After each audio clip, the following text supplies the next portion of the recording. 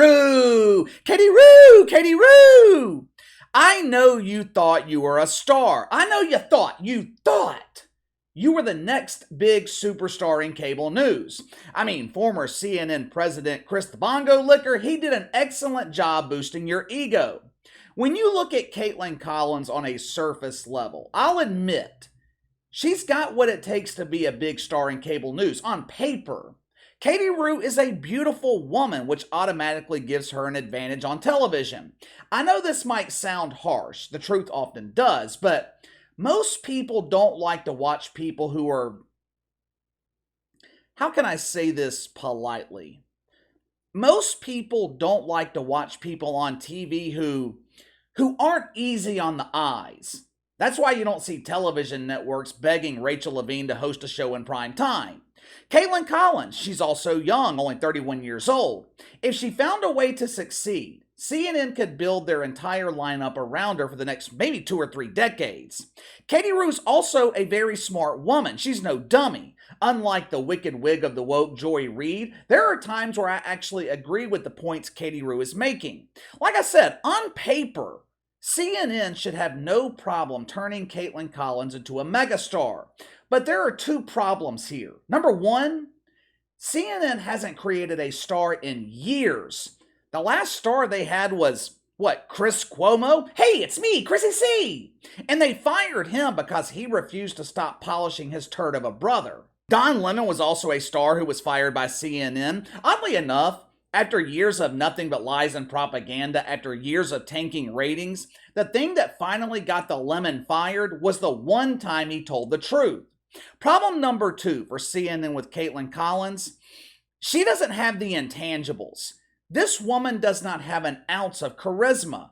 Katie Roo is drier than a straight woman at a pride parade. More importantly, she doesn't have any relatability.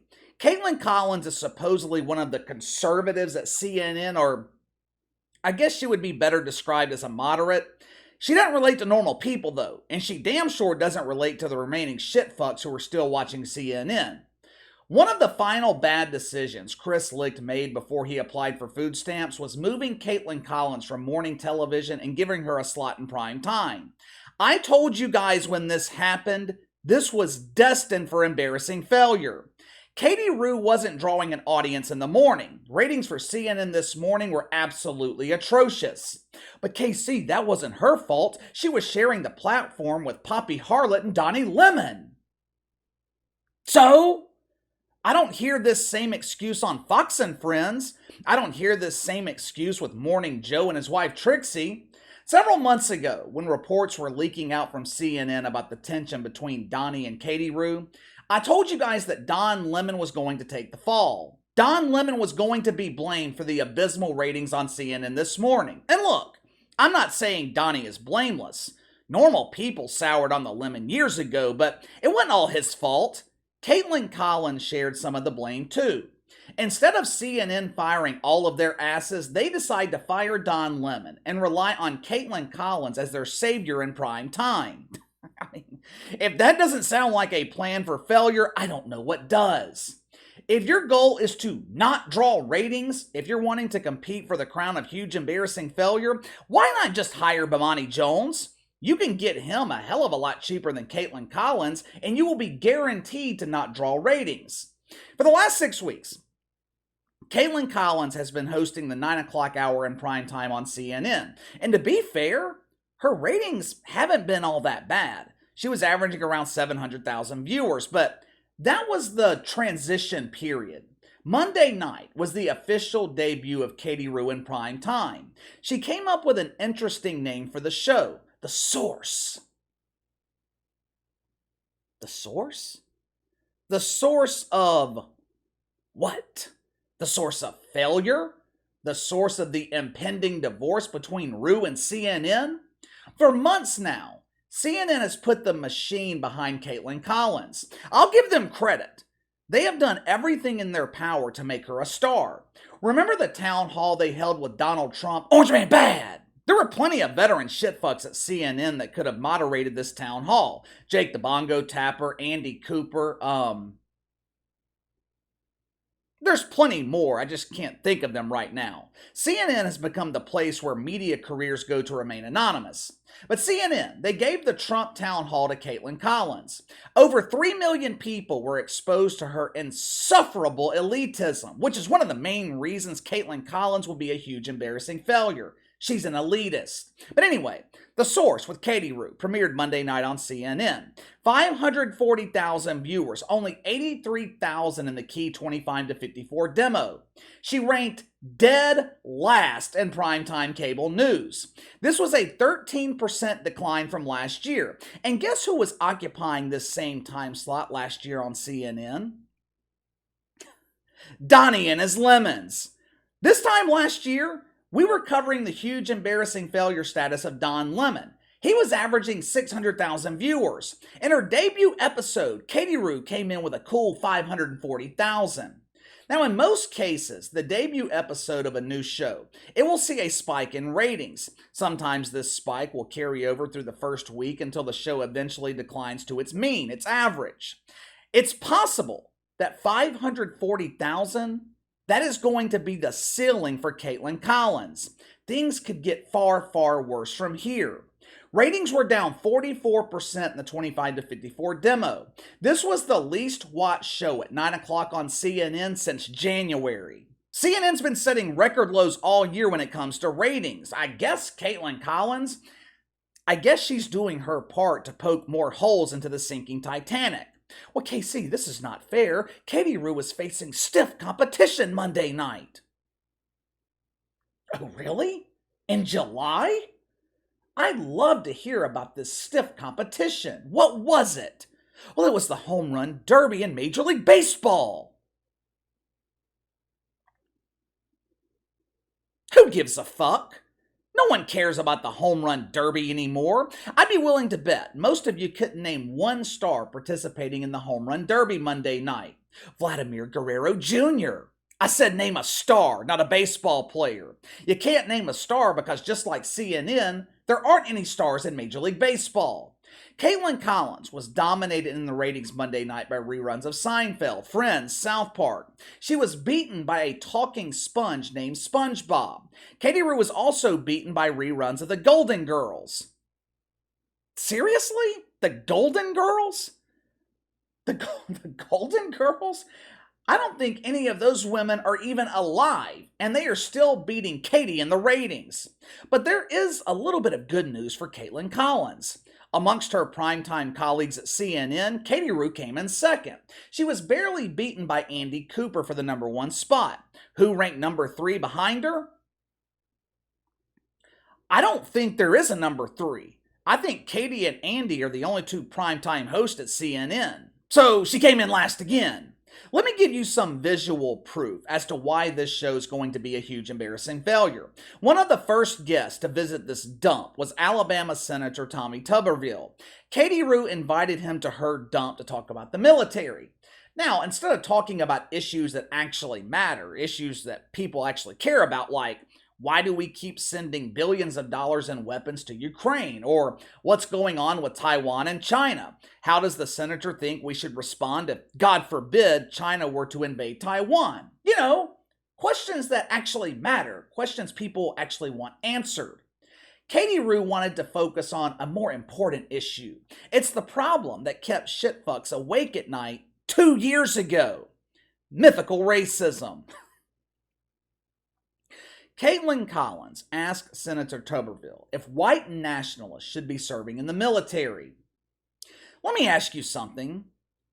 Do any of you even know a white nationalist? I think they started calling them white nationalists because white supremacy became too redundant. It started losing its effectiveness because they kept talking about it so much.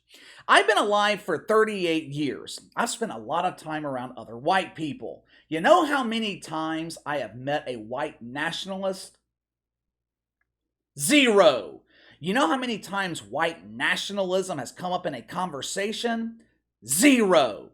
That doesn't mean white nationalists don't exist. I'm just saying it's not common. It's not some epidemic that is destroying the military. The only thing destroying the military right now is the woke fungus. But anyway, watch the exchange for yourself. But just to be clear, you agree that white nationalists should not be serving in the U.S. military. Is that what you're saying? If people think that a white nationalist is a racist, I agree with that. I agree they should. A white nationalist is someone who believes that the white race is superior to other races. Well, that's some people's opinion, and I don't think. That's I mean, not a lot. opinion. Pardon? What's your opinion? My opinion of a white nationalist, if somebody wants to call him white nationalist, to me is an American. It's an American. Now, if that white nationalist is a racist, I'm totally against anything that they want to do, because I am 110% against racism. But I want somebody that's in our military, that's strong, that believes in this country, that's an American, that will fight along anybody, whether it's a man or woman, black or white, red, it doesn't make any difference. And so I'm totally against identity politics. I think it's ruining this country, and I think that Democrats ought to be ashamed for how they're doing this, because it's dividing this country and it's making this country weaker every day. But that's not identity politics. You said a white nationalist is an American. It is identity politics. You said a white nationalist is an American, but a white nationalist is someone who believes horrific things. Do you really think that's someone who should be serving in the military? Well, that's just a name that it's been given. I mean, it's not. It's a real definition. There's real concerns about extremism. So if you're going to do away with most white people in this country out of the military, we got huge problems. It's not. The woke media crucified Tommy Tuberville over this clip. This man is racist. He supports the evil white man in our military.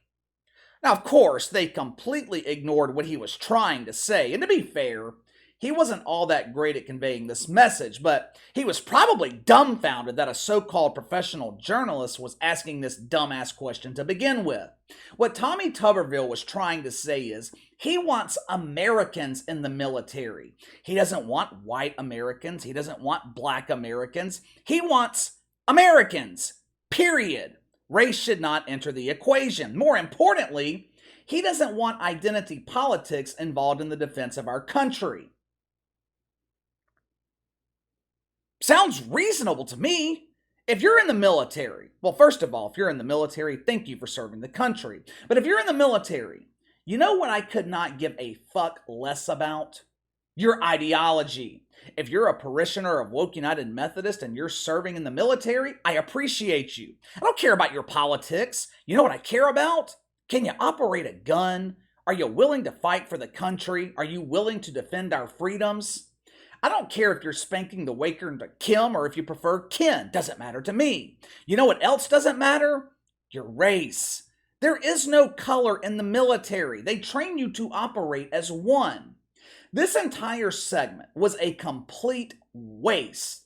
I guess Katie Rue missed the memo. Deacons at Woke United Methodist, they are no longer focused on mythical racism. They are focusing 100% of their efforts on the T in LGBT. It is Katie Rue's responsibility to focus on the transgender community and their goals to get into the White House and turn it into the Rainbow House. Mythical racism, no longer the focus. Now, to be completely fair to Kaitlan Collins, CNN is setting her up for failure. She doesn't have the name recognition to save this network. CNN desperately needs a star in prime time. The problem is, they can't find anyone willing to work at this dump. Katie Rue was not even in the top 10. She was the consolation prize. They wanted anyone but her. But unfortunately for Kaitlan Collins, this has huge embarrassing failure written all over it. But what do you think? What do you think? Kaitlan Collins, does she stand a chance succeeding in primetime at CNN? Her debut episode was absolutely horrendous, beaten by reruns of The Golden Girls and A Talking Sponge. Give me your thoughts on this. Sound off in the comments below. Make sure to like and subscribe. Click the notification bell to receive all notifications from the channel. Best way to contact me is by email at btlkc84@gmail.com, KC_BTL84 on Twitter. I'll see you guys tomorrow.